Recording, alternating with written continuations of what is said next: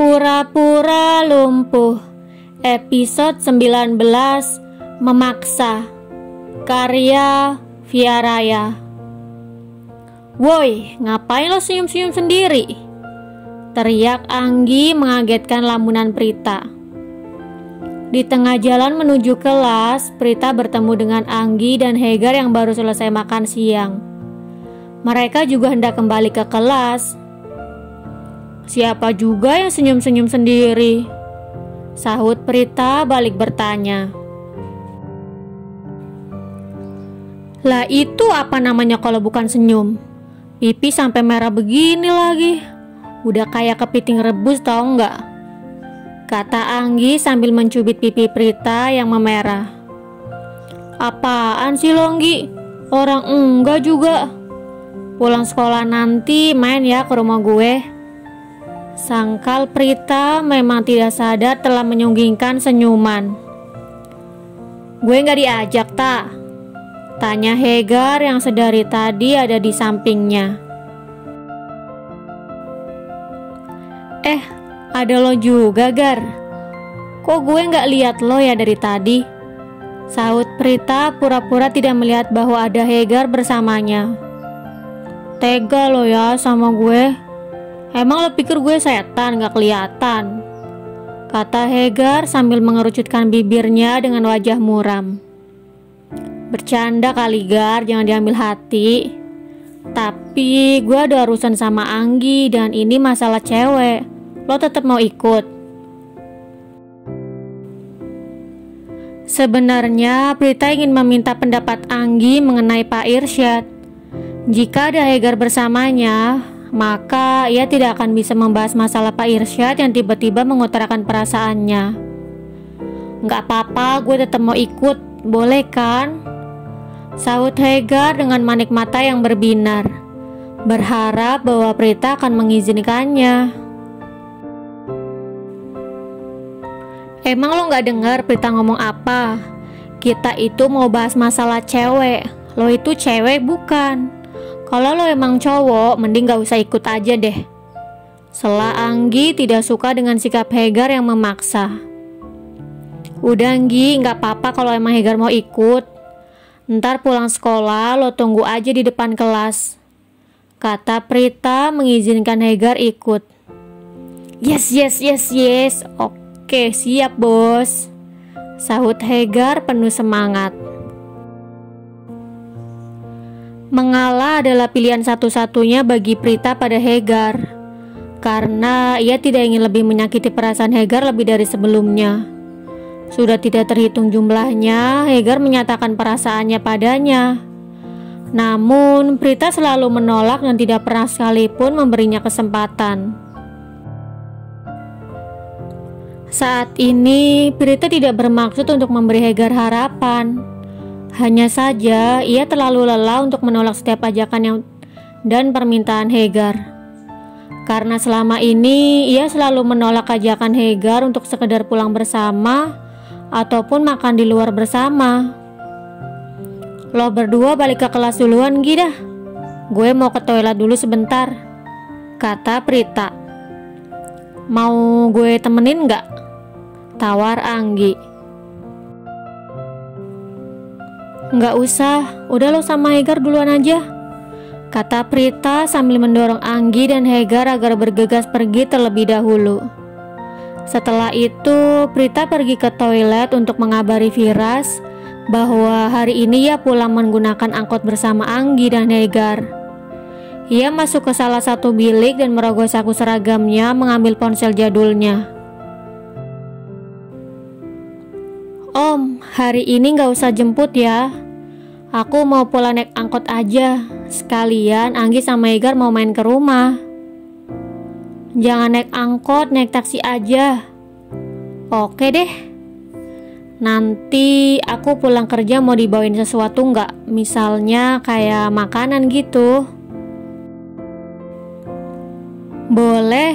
Emang Om Firas pulang jam berapa nanti?" "Paling-paling jam 7 malam. Jadi kamu mau dibawain apa nih?" tanya Firas. Apa ya? Beliin makanan ringan aja deh Om buat camilan. Sama beliin bakso yang dalamnya banyak cabe. Satu lagi, pizza juga boleh Om. Satu lagi deh, minuman juga ya Om. Kayak jus atau minuman kemasan lain, yang penting seger deh.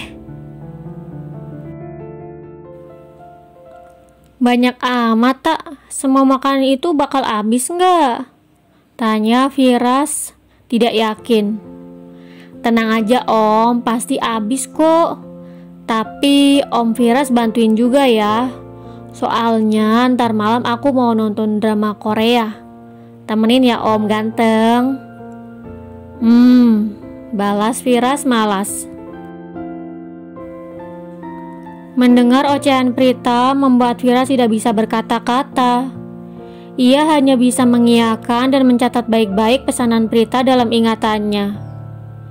Setelah selesai menghubungi Firas, Prita kembali ke kelas dan mendapati pelajaran sudah dimulai. Ia mengetuk pintu dan langsung masuk duduk di kursinya. Lo kemana sih Tak? Ke toilet doang aja lama banget, kata Anggi berbisik. Abis teleponan sama Om Firas. Gue bilang gak usah dijemput, soalnya lo sama Egar kan mau main ke rumah. Kalau sampai Egar lihat Om Firas terus nanya-nanya gimana?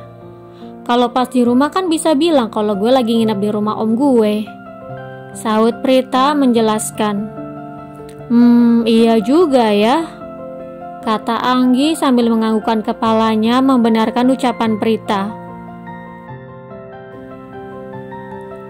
Prita, panggil Hegar melambaikan tangannya tepat di depan pintu kelas Prita. Perasaan bel baru banget bunyi deh. Kok tuh anak udah di situ aja? Kata Anggi keheranan. Bagaimana tidak, Hegar sudah berada di depan kelas Prita.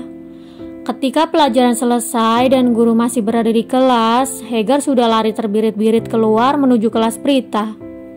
Ia takut kejadian sebelumnya akan terulang. Ia tidak mau kalau sampai didahului oleh Pak Irsyad lagi seperti sebelumnya. Udah Nggi, biarin aja. Ya udah yuk, sahut Prita meletakkan tasnya di punggung. Yuk, kita jadi naik angkot Tak? Tanya Anggi mengenai kendaraan apa yang hendak mereka pakai. Taksi aja Nggi, gue gak dibolehin naik angkot sama Om Firas, sahut Prita. Acie, cocuit banget sih, kata Anggi mengalungkan lengannya di lengan Prita kemudian menggoyangkannya perlahan. Lo apaan sih Nggi? Kebiasaan banget deh. Ayo Gar, lo jadi ikut gak? Sahut Prita kemudian bertanya pada Hegar. Jadi dong, masa enggak? Sahut Hegar beranjak mengikuti Prita. Padahal ia sengaja berdiam diri hanya ingin memastikan bahwa kali ini bukan hanya mimpi. Namun setelah Prita berbicara padanya, akhirnya Hegar yakin bahwa ini nyata dan bukan hanya mimpi belaka.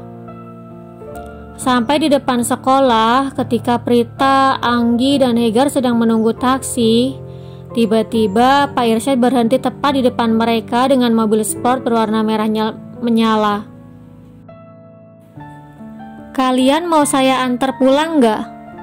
Tanya Pak Irsyad mengajukan diri sambil menjulurkan kepalanya keluar. Dengan tegas, Hegar menjawab, "Nggak perlu Pak, kami mau naik taksi aja." Prita, panggil Pak Irsyad. Lain kali aja ya Pak, sahut Prita tersenyum kaku. Ya udah, kamu hati-hati ya, saya pulang duluan, pamit Pak Irsyad. Setelah Pak Irsyad pergi, Anggi bertanya tentang apa yang terjadi dengan Pak Irsyad. Pak Irsyad kenapa Tak? Kok sikapnya jadi berubah banget sama lo? Tanya Anggi berbisik. Ini yang mau gue ceritain sama lo, tapi Hegar malah ikut. Ya udah, pokoknya ntar gue ceritain di rumah, sahut Prita menunduk. Awas lo ya kalau sampai nggak cerita, ancam Anggi. 45 menit kemudian, sebuah taksi masuk ke komplek perumahan mewah dan berhenti tepat di depan gerbang yang tingginya mencapai 3 meter. Hegar terkejut melihat Prita menghentikan taksi di depan rumah mewah itu. Karena yang ia tahu, Prita tinggal di sebuah rumah sederhana yang berukuran sekitar 60 meter saja.